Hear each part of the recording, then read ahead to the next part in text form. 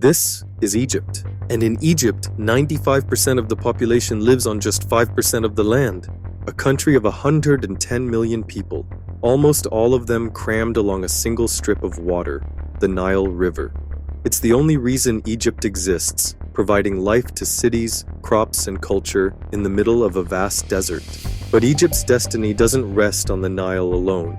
It's also carved by its unforgiving borders and boxed in by neighbors and terrain that have long dictated its security and its limitations. Egypt is also supercharged and equally endangered by the Suez Canal, one of the most important waterways on Earth. So buckle in as we explore how this land of deserts, rivers, and strategic choke points became one of the most exposed nations on the global stage. The Nile, the river that built a civilization. As we look at Egypt from above, something will pop out right away. Yup, you guessed it. Over 90% of Egypt is practically uninhabitable desert. Almost the entire population lives in a narrow strip along the Nile's delta, which is about the size of the US state of New Jersey. This concentration causes enormous pressure on infrastructure, agriculture, housing, and transport. The capital alone, Cairo, has over 22 million residents, and it's growing with no limits in sight. The government is building a brand new capital city in the desert, called the New Administrative Capital, just to reduce the strain. But no matter how many new cities they build, Egypt will always depend on the Nile River for its existence. And just when you think Egypt's dependence on this river is challenging, wait till you find out that the Nile doesn't even start in Egypt. The Nile's water begins over 2,000 kilometers away in Ethiopia and the East African highlands. And that's where Egypt's biggest geographic problem becomes clear. A population of 110 million people whose entire life depends on a river that they can't control.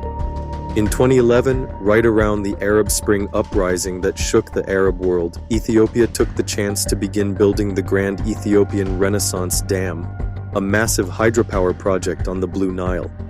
Although a national mega-project for Ethiopia, for Egypt it was nothing less than a catastrophe. The dam was finalized in July 2020 and currently stands tall, threatening the entire Egyptian population of thirst, starvation, and absolute doom. This isn't just an energy project. To Egypt, it's a potential threat to national survival.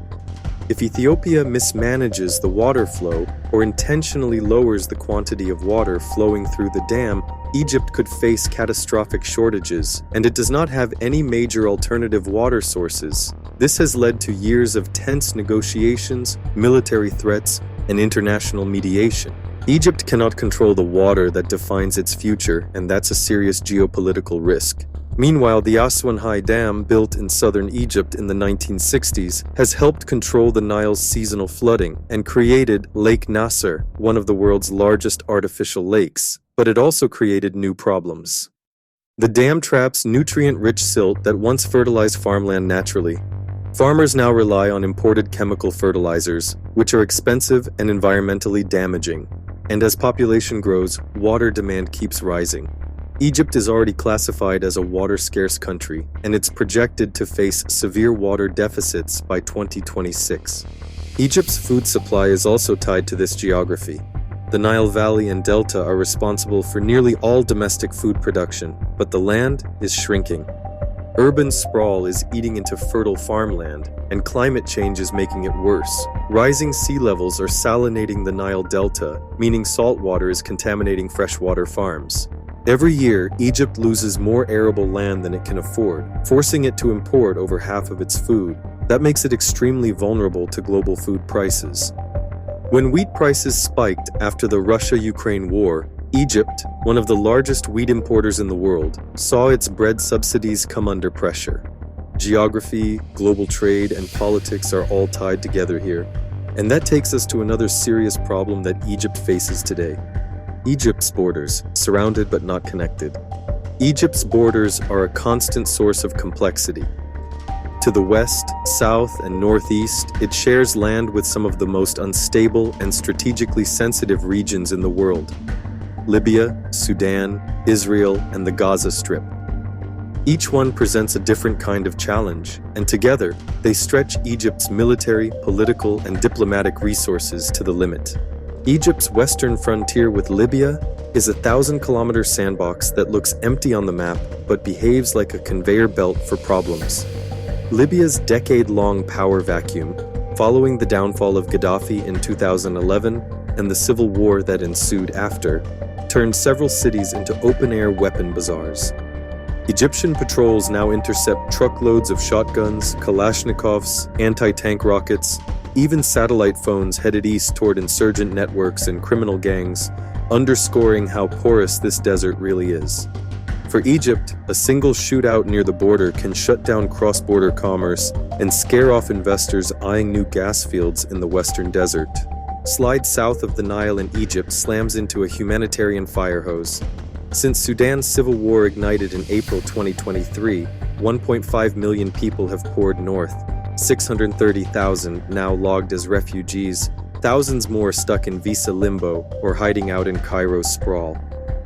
Each convoy tugs Egyptian border troops deeper into the desert, stretching supply lines thin while armed factions, smuggling rings, and outside players carve stakes in Sudan's power vacuum.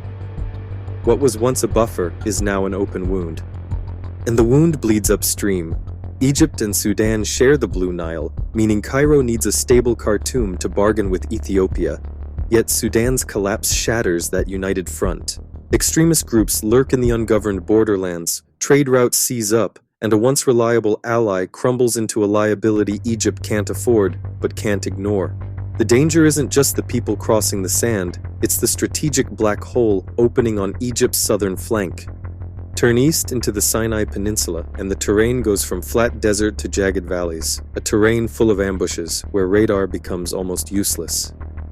ISIS-affiliated groups have exploited these mountains since 2014, killing hundreds of soldiers and police officers despite an aggressive counterinsurgency campaign. Attacks still occur monthly. Explosives and IED strikes, checkpoint raids, and the occasional hotel bombings in tourist hubs remind Egypt's government that the fight is far from over. The army answers with fortified buffer zones, yet analysts say militants keep regenerating thanks to tribal networks and a steady drip of weapons ferried from, you guessed it, Libya. Maintaining 4,000 kilometers of desert border already costs billions in drones, mine-resistant ambush vehicles, and conscript deployments. Sinai alone swallows a disproportionate share of that budget, leaving fewer resources for infrastructure projects the government touts on state TV. And then you have one of the most complicated borders in the world, Rafah, the border between Egypt and war-torn Gaza. At the Rafah Gate, geography and geopolitics collide in real time. Since the October 7th war exploded, Egypt has reinforced the Gaza border with a 6-meter-deep concrete wall and an armored brigade of M60 tanks to prevent a mass Palestinian exodus and to deter any spillover fighting. The crossing has opened and closed like a pressure valve, sometimes for medical evacuations, sometimes for humanitarian convoys, while Cairo negotiates with Israel, Hamas, and the Palestinian Authority over who ultimately controls the gate. The stakes are existential. A sudden flood of refugees or militant infiltrations could ignite unrest in North Sinai, undercut tourism on the Red Sea coast, and drag Egypt deeper into a war it desperately wants to referee, not fight.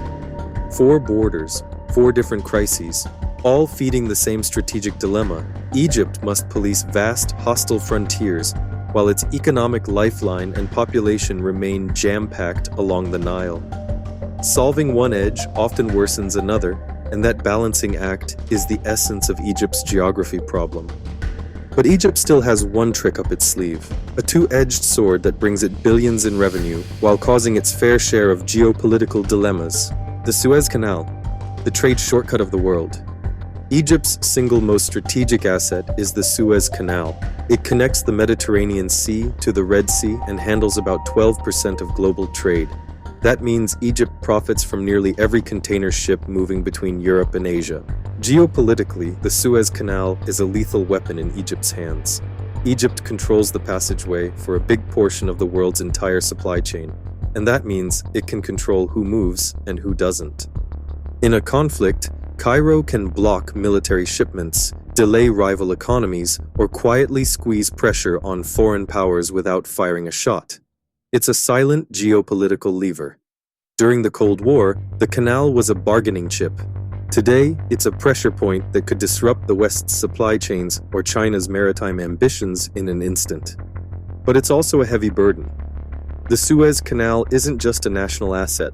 It's a piece of global infrastructure that everyone wants to influence.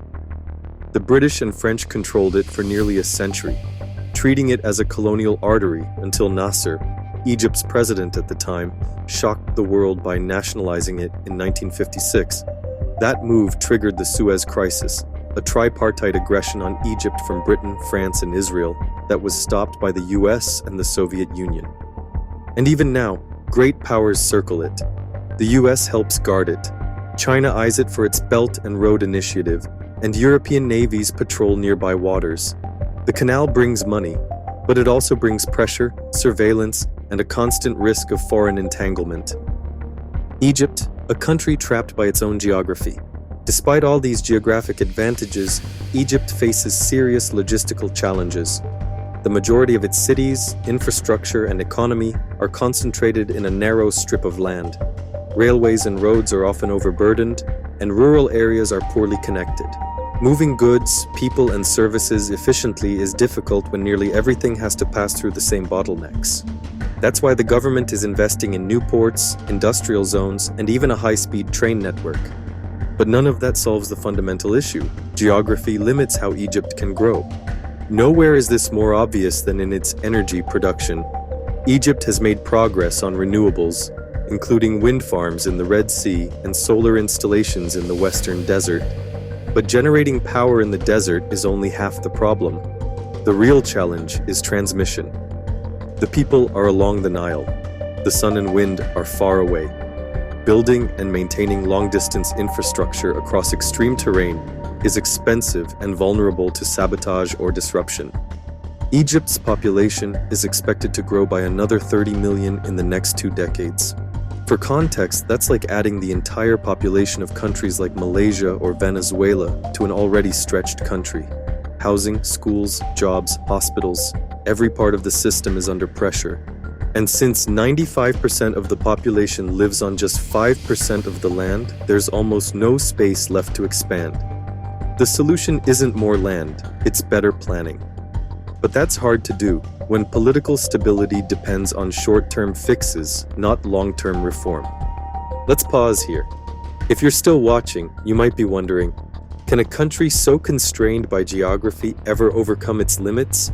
Well, Egypt sure is trying. It's building new cities, investing in desalination plants, negotiating for water rights, and positioning itself as an energy and logistics hub.